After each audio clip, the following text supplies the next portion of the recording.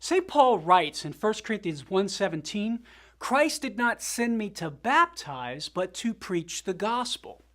Many evangelicals see this passage as an indication that baptism is not necessary for salvation. But is this true? The answer is no, and here are some reasons why. First, Paul doesn't mean I don't have authorization to baptize. Because if he did mean that, well then he would have acted in disobedience when he baptized Crispus, Gaius, and the household of Stephanas, which he tells us about in the preceding verses.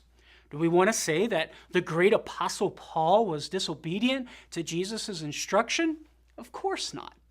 Furthermore, it doesn't make sense that Paul would not have a mandate to baptize when Jesus tells all the apostles in Matthew 28:19 through 20 to go into all the nations and make disciples by baptizing them. So what did Paul mean? It's much more likely Paul was using hyperbole in order to stress two important things.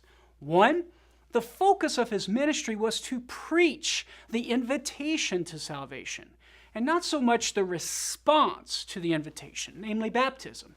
And two, it doesn't matter by whom you're baptized, whether it's Cephas, Apollos, or Paul, it's the same baptism, and every Christian belongs to Christ. This is the topic of the preceding verses leading up to the verse in question. So, Paul doesn't intend for his readers to think baptism is not necessary for salvation in 1 Corinthians 1:17. That's simply a misunderstanding of the text.